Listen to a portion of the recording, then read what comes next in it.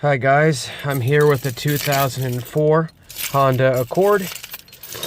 Runs great when it's warm, but anytime it goes -1 or colder, this happens.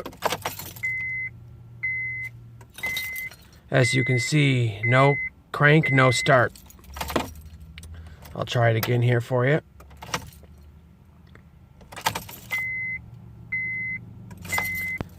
Nothing.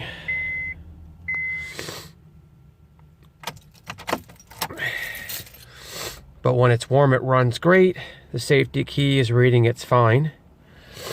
The only thing I could think of would be starter, ground wire from the battery to the frame, or the main relay.